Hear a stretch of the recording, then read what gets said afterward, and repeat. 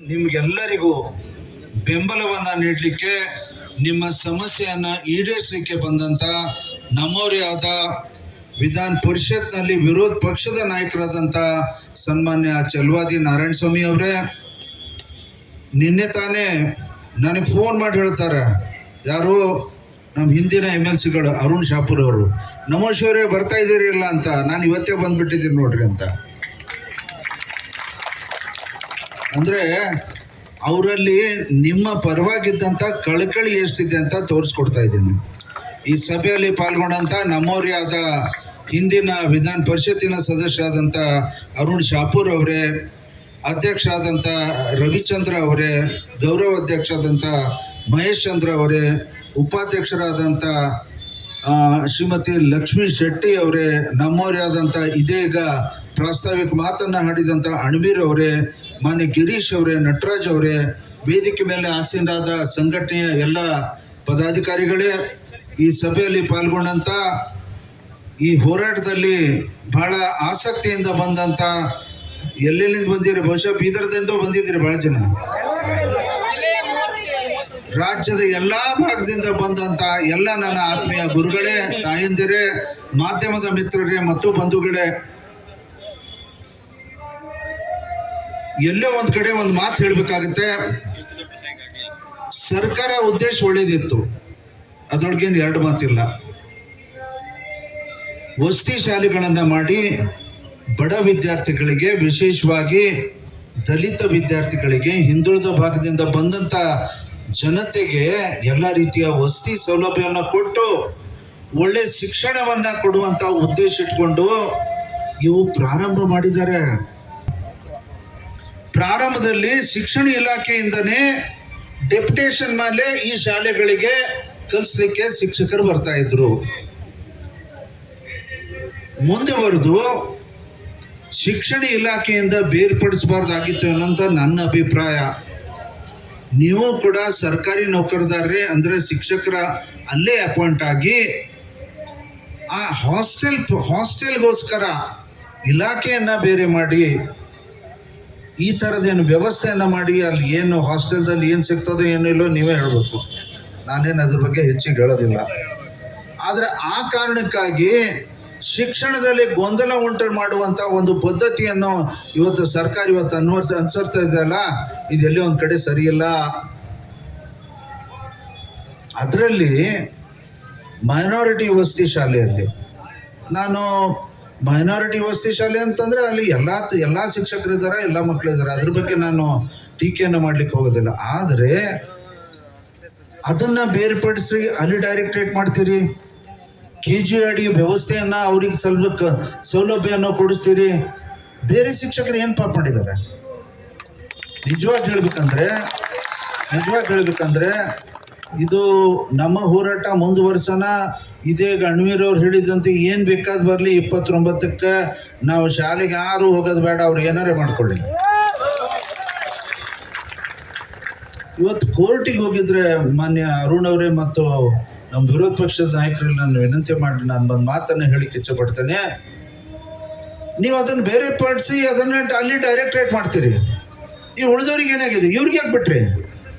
ಇಲ್ಲೇ ಡಿಸ್ಕ್ರಿಮಿನೇಷನ್ ಯಾಕೆ? ಇದು ಬಹಳ ದೊಡ್ಡ ತಪ್ಪಾಗಿದೆ.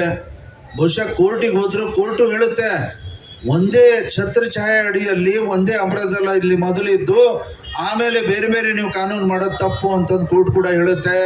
ಇದು ಸರ್ಕಾರಕ್ಕೆ ಎಚ್ಚರಿಕೆ ಮಾತನ್ನ ನಾವು ಹೇಳಬೇಕಾಗತ್ತೆ. ಮಹದೇವಪ್ಪನವರೇ, ಇದನ್ನ ಮೊದಲು ಸರಿಪಡಿಸ್ರಿ. ನಮ್ಮ ಮೊದಲನೇ ಬೇಡಿಕೆ ಡೈರೆಕ್ಟರೇಟ್ ಮಾಡ್ರಿ. ಎಲ್ಲ ಸರ್ಕಾರಿ ನೌಕರರಿಗೆ ಸಿಗ್ತಾ ಇರುವಂತ ಸೌಲಭ್ಯಗಳನ್ನ ನಿಮ್ಮೆಲ್ಲರಿಗೆ ಸಿಗಬೇಕಂತ ನಮ್ಮ ಹೋರಾಟ. ಹೌದಾ ಇಲ್ಲೋ? ಆ ಬೇಡಿಕೆಯನ್ನ ಈಡೇರಿಸಬೇಕು. ಇವತ್ತು ಬೇರೆ ಬೇರೆ ವಿಚಾರ ನಾನು ಭಾಳ ಒತ್ತು ಕೊಟ್ಟು ಹೇಳೋದಿಲ್ಲ.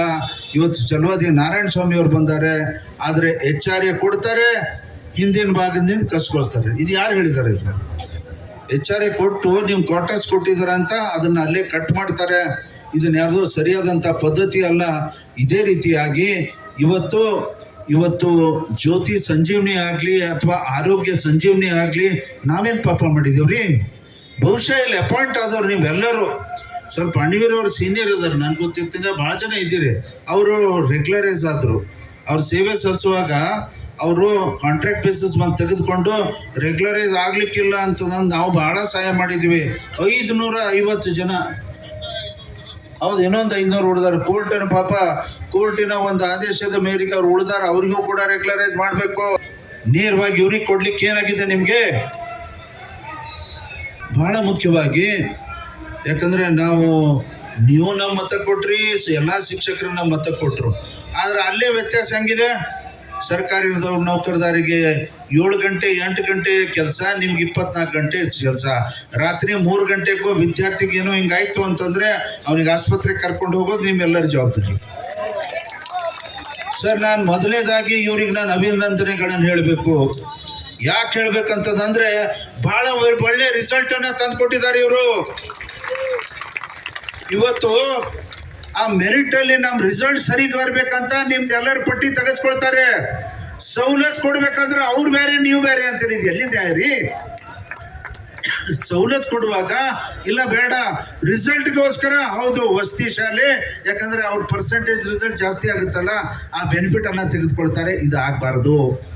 ನಿಮಗೂ ಕೂಡ ಸರ್ಕಾರಿ ನೌಕರದಾರ ಥರನೇ, ಯಾಕಂದ್ರೆ ನನಗೆ ಗೊತ್ತಿದೆ, ನೀವು ಅರ್ಜಿ ಹಾಕುವಾಗ ನೀವು ಯಾರು ನಾವು ಗೌರ್ಮೆಂಟ್ ಸರ್ವೆಂಟ್ ಅಲ್ಲ, ನಾವು ಬೇರೆನೇ ಇದ್ದೀವಿ ಅಂತದೊಂದು ಕಾರ್ಪೊರೇಷನ್ ಇದೆ, ಅದು ಇದೆ ಅಂತ ಯಾರೂ ಸೇರಿಲ್ಲ. ನಾವು ಕೂಡ ಸರ್ಕಾರಿ ನೌಕರದಾರಂತೆ ನಾವು ಸೇರಿದ್ದೇವೆ. ಇವತ್ತೇನಾಗಿದೆ, ಇತ್ತೀಚೆಗೆ ಏನಾಗಿದೆ, ಇಲ್ಲಿ ಯಾಕೋ ಅಷ್ಟು ಬೆನಿಫಿಟ್ಸ್ ಅವ್ರು ಕಡಿಮೆ ಐತಲ್ಲ ಅಂತಂದು ಪಾಪ ಎಲ್ಲರೂ ಗೌರ್ಮೆಂಟ್ ಅಪಾಯಿಂಟ್ಮೆಂಟ್ ಆಗ್ತಿದ್ರೆ ಯಾಕೆ ನಾವು ಈ ಕಡೆ ಬರಬಾರ್ದಂತ ವಿಚಾರ ಮಾಡ್ತಿದ್ದಾರೆ. ಹೌದಾ ಇಲ್ಲೋ? 24 ಗಂಟೆ ಸಿಟಿ ಹೊಡೆದ್ರು ಕೂಡ ನಾವು ಅಲ್ಲಿ ಇರಬೇಕು. ಇದು ಎಲ್ಲಿದೆ? ಇವೆಲ್ಲ ವಿಚಾರವನ್ನ, ಅದರ ಸಮಸ್ಯೆನ ಬಗೆಹರಿಸಲಿಕ್ಕೆ ನಾವೆಲ್ಲರೂ ಬಂದಿದ್ದೇವೆ.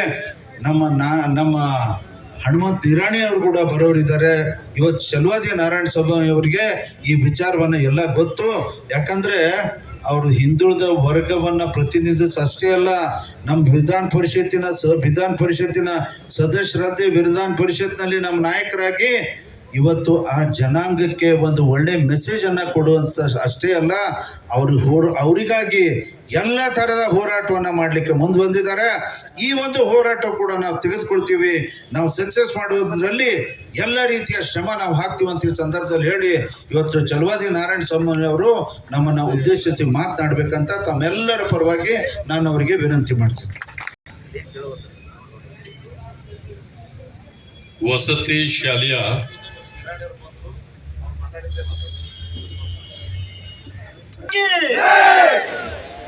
ಬೇಕೇ ಬೇಕು. We want.